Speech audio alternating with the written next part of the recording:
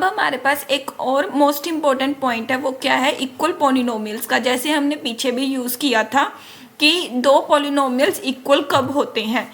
अब देखो, दो पॉलिनोमियल्स इक्वल तब होते हैं जब उसके सारे के सारे कोफिशिएंट्स जो हैं वो इक्वल होते हैं।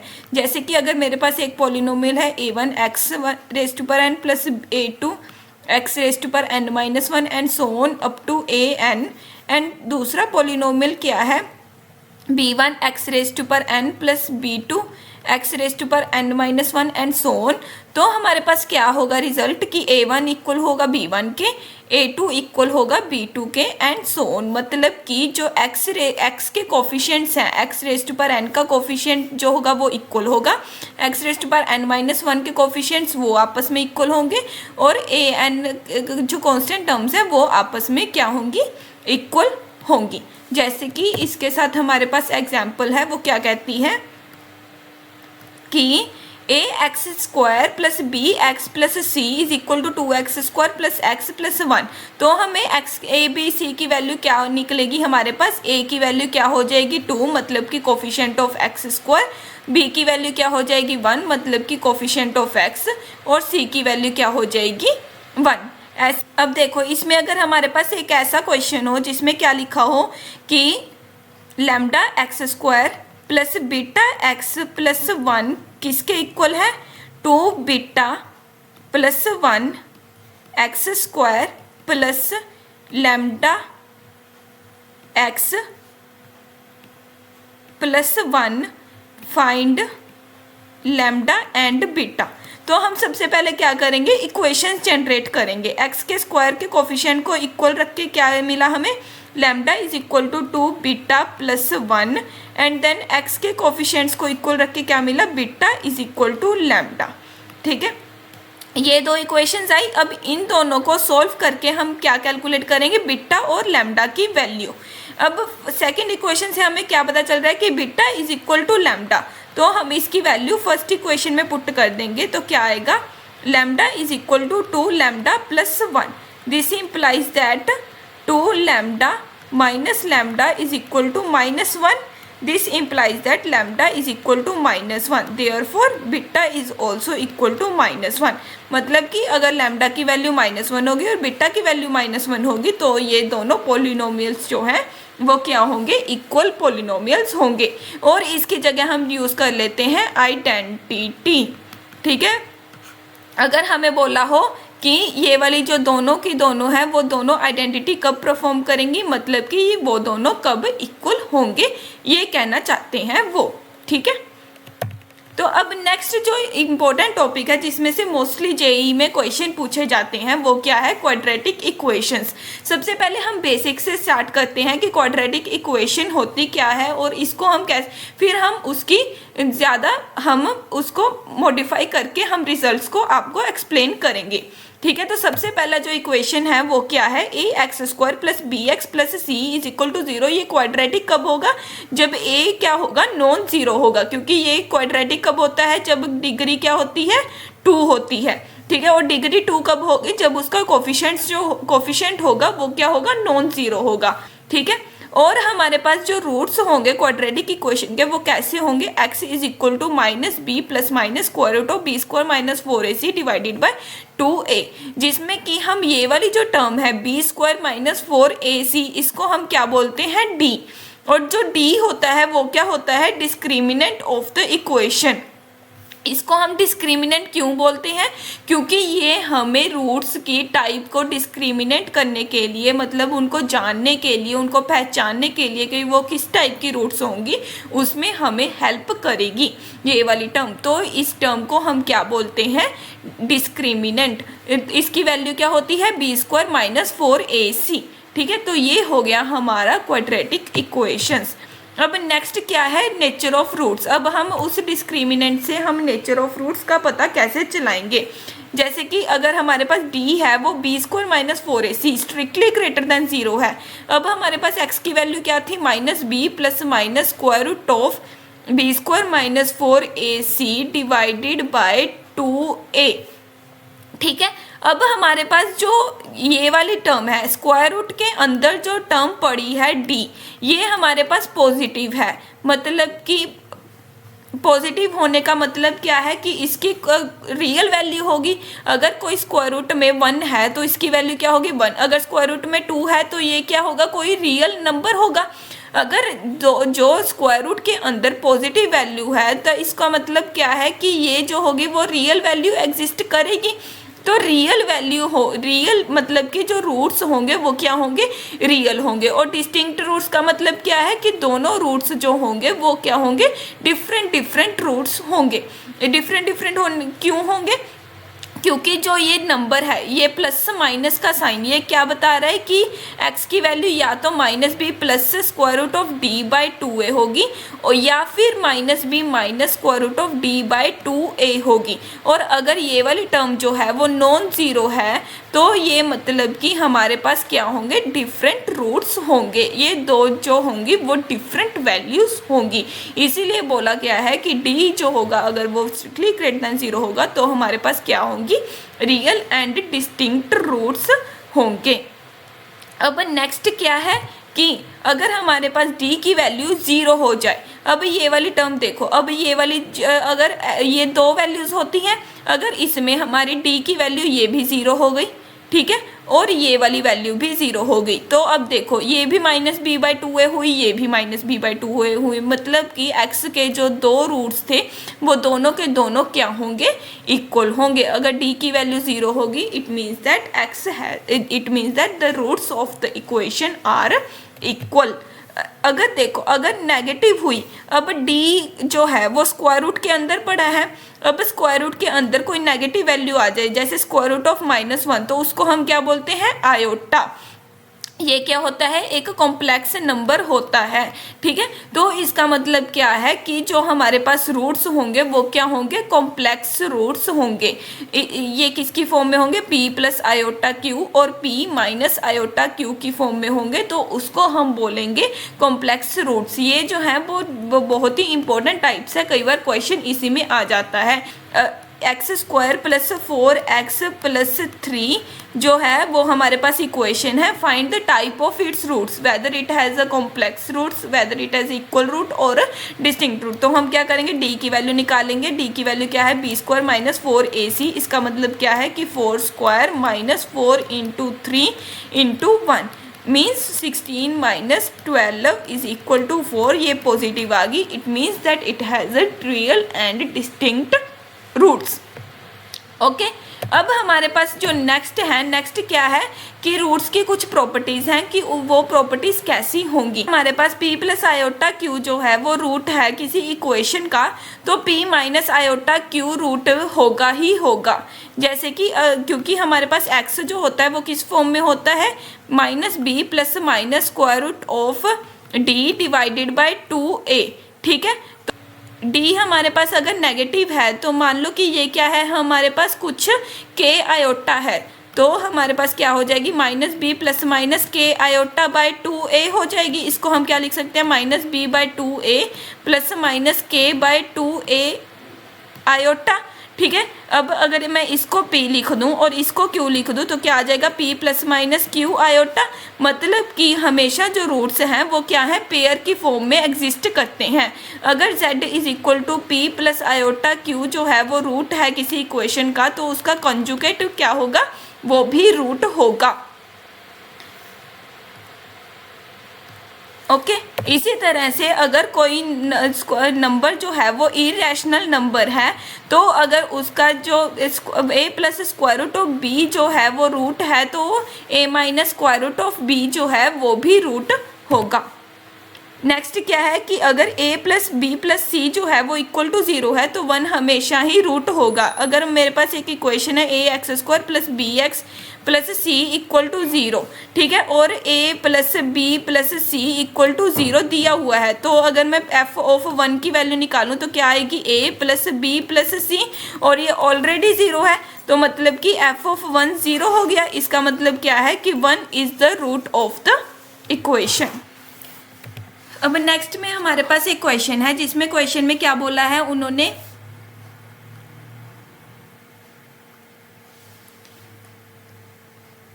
कि ये जो है ये क्या है कि क्वाड्रेटिक इक्वेशन है, ठीक है। अब इसके क्या होने चाहिए, इक्वल रूट्स होने चाहिए। ठीक है, अब इक्वल रूट्स होने के लिए हमारे पास क्या कंडीशन होती है कि d इज इक्वल टू क्या होना चाहिए, 0 होना चाहिए, और जो कोफिशिएंट ऑफ क्वाड्रेटिक इक्वेशन होना चाहिए वो क्या होना चाहिए, नॉन जीरो होना चाहिए। इसका मतलब जो कोफिशिएंट ऑफ एक्स स्क्वायर होना चाहिए वो क्या होना चाहिए, नॉन जीरो। तो अगर हम इसको नॉन जीरो करेंगे तो हमारे पास क्या आएगा कि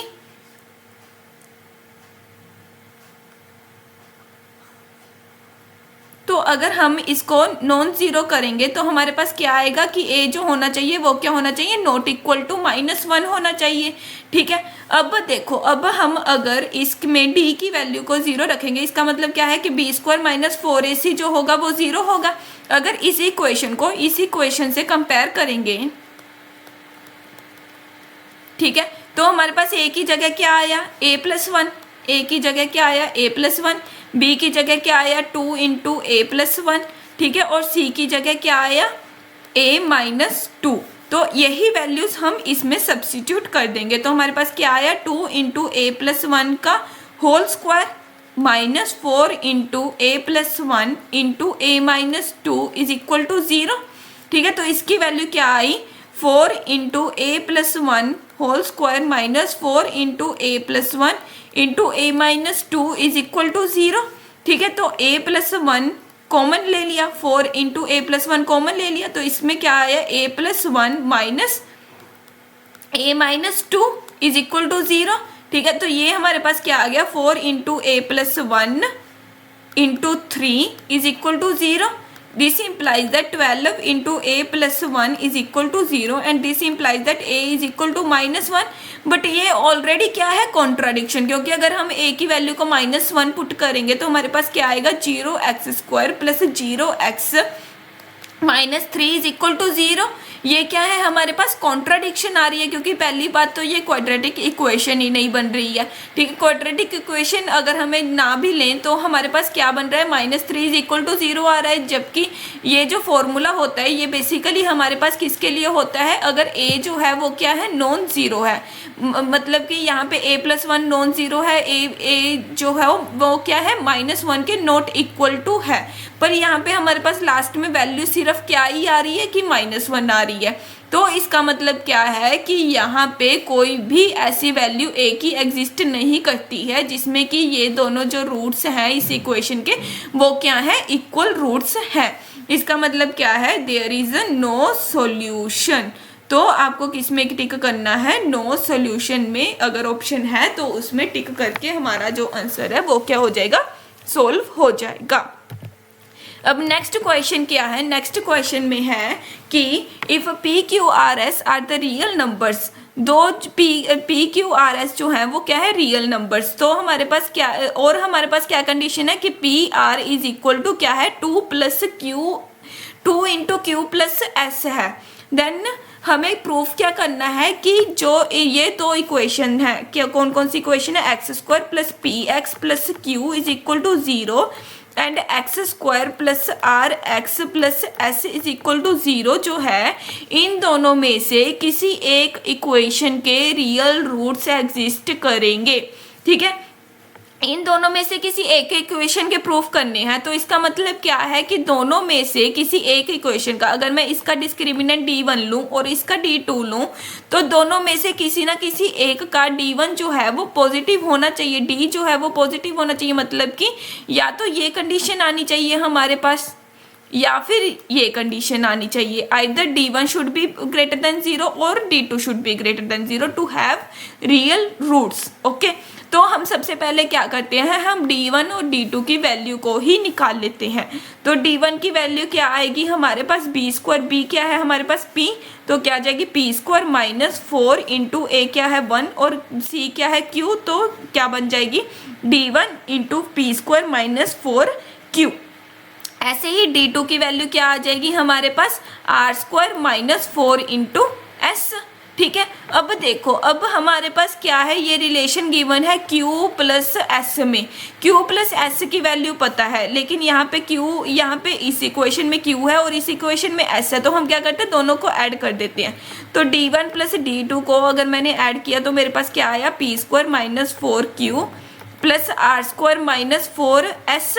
इसमें से Q प्लस एस की वैल्यू सब्स्टिट्यूट कर दो और फिर देखो कि हमारे पास क्या आता है, r square minus 4 into q plus s, ये क्या बन जाएगा हमारे पास, p square plus are square minus 4 p r divided by 2 से 2 कैंसिल हो गया, तो ये क्या बन जाएगा, P square plus are square minus 2 P R. ये हमारे पास क्वाड्रेटिक आइडेंटिटी बन रही है, इसकी वैल्यू क्या होती है, P minus R whole square. ठीक है, तो p minus R whole square जो होगा वो हमेशा क्या होता है, पॉजिटिव होता है।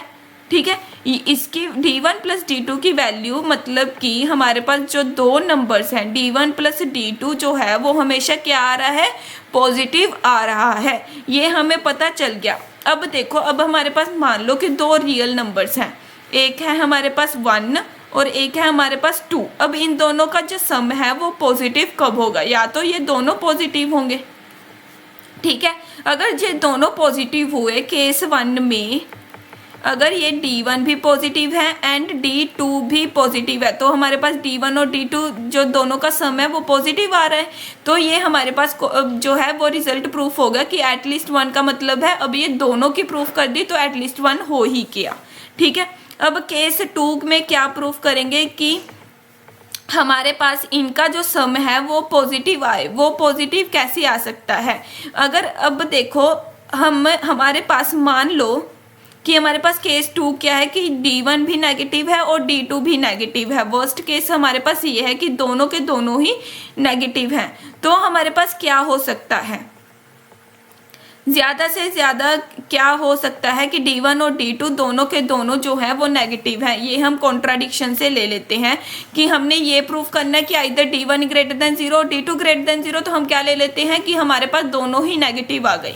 मान लो कि दोनों ही नेगेटिव हैं, अब दो नेगेटिव रियल नंबर्स हैं, जैसे -1 है और -2 है, तो इनकी एडिशन भी क्या होगी, नेगेटिव होगी। ठीक है, -1 प्लस -2 क्या होगा, -3 होगा, जो कि क्या है, नेगेटिव, मतलब कि D1 प्लस D2 भी क्या होगा, फिर नेगेटिव होगा। लेकिन हमारे पास क्या आ रहा था कि D1 प्लस D2 जो है वो क्या है, पॉजिटिव है, तो इसका मतलब क्या है कि हमारी ये क्या हो गई, कॉन्ट्राडिक्शन आ गई। तो कॉन्ट्राडिक्शन आने का मतलब क्या है कि either D1 is greater than 0 और D2 ग्रेटर देन 0, मतलब दोनों में से कोई ना कोई एक जो होगा वो क्या होगा, पॉजिटिव होगा ही होगा। इसका मतलब क्या है कि अगर D1 प्लस D2 हमारे पास पॉजिटिव आ जाए तो आइदर D1 इज पॉजिटिव और D2 इज पॉजिटिव। हमारे पास ये केस नहीं बन सकता कि both D1 and D2 are negative. ठीक है, तो इसका मतलब क्या है कि दोनों में से किसी ना किसी एक इक्वेशन के रियल रूट्स पक्का ही होंगे, चाहे तो दोनों के हो सकते हैं, नहीं तो एक इक्वेशन के तो पक्का ही होंगे। अब नेक्स्ट क्वेश्चन है हमारे पास कि हमें ये जो इक्वेशन है x raise to power 4 plus 2x cube minus 16x square minus 22x plus 7, इसके सारे के सारे रूट्स निकालने हैं। और हमें एक जो हिंट दिया हुआ है वो क्या दिया हुआ है कि 2 प्लस √3 जो है वो इसका एक रूट है। ठीक है, अब देखो, अब 2 प्लस √3 जो है वो इसका रूट है, पता चल गया हमें। अब √3 क्या है, हमारे पास इरेशनल नंबर है। अगर हमारे पास 2 प्लस √3 अगर इसका रूट है तो मतलब 2 माइनस √3 भी होगा ही होगा। अब ये दोनों हमारे पास रूट्स आ गए। ठीक है, तो इसका मतलब क्या है कि x minus 2 plus √3 into x minus 2 minus √3 जो होगा, ये दोनों जो होंगे वो क्या होंगे, फैक्टर होंगे इस इक्वेशन के। ओके, क्योंकि हमने पढ़ा है कि अगर x is equal to a is root of equation तो x माइनस a जो है वो फैक्टर होगा इक्वेशन का। ठीक है, तो हमारे पास यहाँ पे 2 रूट्स पता है, मतलब 2 फैक्टर्स हमें ऑलरेडी पता चल गए। अब हम क्या करते हैं कि इनको रियल में रियल नंबर्स में कन्वर्ट करते हैं। अब ये देखो कि यहाँ पे एक सबसे इम्पोर्टेंट पॉइंट जो है वो क्या है कि अगर हमारे पास जो कोफिशिएंट ऑफ पॉलिनोमियल है वो अगर हमारे पास एक रियल मतलब रियल कोफिशिएंट्स हैं पॉलिनोमियल के, ये भी रियल है 1 2 16 22 7, ये जो हैं अगर रियल पॉलिनोमियल्स हैं तो ही हम ये वाली जो इम्पोर्टेंट प्रॉपर्टी है ये हम अप्लाई कर सकते हैं। ऐसे ही कॉम्प्लेक्स नंबर्स की भी अगर हमारे पास ये जो हैं वो रियल कोफिशिएंट्स हैं तो ही हम बोलेंगे कि हाँ अगर 2 + √3 जो है रूट है तो 2 - √3 भी रूट होगा। अगर ये इरेशनल कोफिशिएंट्स होते तो हम इसके बारे में कुछ भी नहीं कह सकते थे। ठीक है, अब हमारे पास ये रियल कोफिशिएंट्स है तो हमने 2 रूट्स ले लिए और 2 रूट्स को हमने अब हम क्या करेंगे, इसको मल्टीप्लाई कर देंगे ताकि हमारे पास ये भी एक क्या हो, रियल कोफिशिएंट्स वाला एक पॉलिनोमियल जनरेट हो।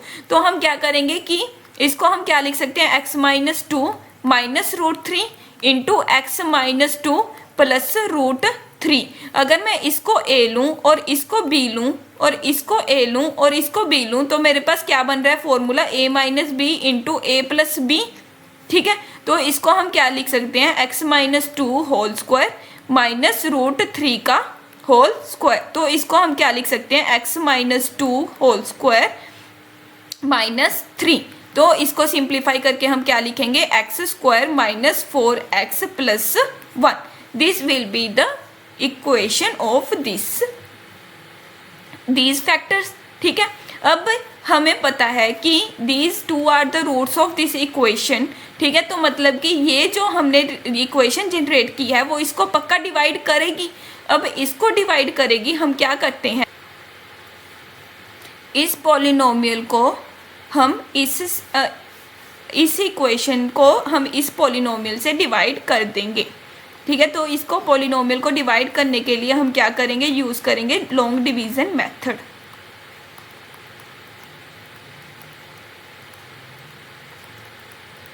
सेवन और यहाँ पे क्या आएगा, x² - 4x + 1। अब यहाँ पे क्या है x² और यहाँ पे क्या है x⁴। तो हमें किससे मल्टीप्लाई करना होगा, x⁴ डिवाइडेड बाय x² मतलब x² से। तो यहाँ पे x² आएगा, तो इस पूरी इक्वेशन को x² से मल्टीप्लाई किया तो क्या आएगा, x⁴ - 4x³ + x²। इसमें साइन चेंज हो जाएंगे तो हमारे पास क्या आएगा, ये कैंसिल हो जाएगा और 4 + 2 6x³। तो ये क्या बन जाएगा, -16 - 1 मतलब -17x² - 22x + 7। ठीक है, अब क्या है 6x³ डिवाइडेड बाय x² करो तो हमारे पास क्या बन जाएगा, 6x बन जाएगा। तो हम ऐड करेंगे 6x से और इसको सारी को मल्टीप्लाई करके लिख देंगे 6x से। तो हमारे पास क्या बन जाएगा, 6 × 4 = 24 x² + 6x minus plus minus और ये क्या बन जाएगा हमारे पास 7x² - 28x + 7। अब यहाँ पे 7x² और यहाँ पे क्या है सिर्फ x², तो हम प्लस करेंगे 7 और ये क्या बन जाएगा 7x² - 28x + 7 minus plus minus और ये क्या बन जाएगा हमारे पास 0। ठीक है, अब ये 0 हो गया मतलब कि रिमाइंडर क्या आएगा हमारे पास 0। और जो हम क्या करते होते थे, जैसे पॉलिनोमियल्स में नहीं करते, रियल नंबर में नहीं करते थे कि अगर हमारे पास यहाँ पे कोई नंबर है a और हमने उसको डिवाइड किया b और हमारे पास रिमाइंडर आया r और यहाँ पे क्या आया है c है, तो हम क्या लिखते थे a = b × c + r। ऐसे ही पॉलिनोमियल्स में क्या लिखेंगे हम कि जो ये सारा का सारा पॉलिनोमियल है, अगर मैं इसको px ले लूँ तो px की वैल्यू हमारे पास क्या आएगी, ये वाला पॉलिनोमियल x² - 4x + 1 इंटू ये वाला पॉलिनोमियल जो हमने नया कैलकुलेट किया है प्लस 0। ठीक है, अब इसके रूट्स हमें पता है 2 + √3 तो 2 - √3, इसके रूट हम कैलकुलेट कर लेंगे ताकि हमारे पास सारे के सारे रूट्स हमें पता चल जाएं। तो इसके रूट्स कैलकुलेट करने के लिए हम क्या लिख सकते हैं, x को इक्वल टू रख देंगे -6 + -√6² मतलब 36 - 7 इंटू 4 मीन्स 28 डिवाइडेड बाय 2, क्योंकि a की वैल्यू क्या है 1, तो इसकी वैल्यू क्या आ जाएगी हमारे पास 36 माइनस 28 इज 8। ओके, तो इसकी वैल्यू क्या आ जाएगी -6 plus -2√2 divided by 2। This implies that its roots are -3 plus -√2। ठीक है, तो अब देखो ध्यान से कि ये जो दोनों रूट्स हैं ये भी पेयर्स में रूट्स हैं, और ये वाले जो रूट हैं वो क्या है पेयर में, ये भी -3 प्लस -√2 और -3 -√2, ये दोनों भी पेयर में हो गए और ये दोनों भी पेयर में हो गए। तो हमारे पास चारों के चारों रूट्स हमने क्या कर लिए, ढूंढ लिए।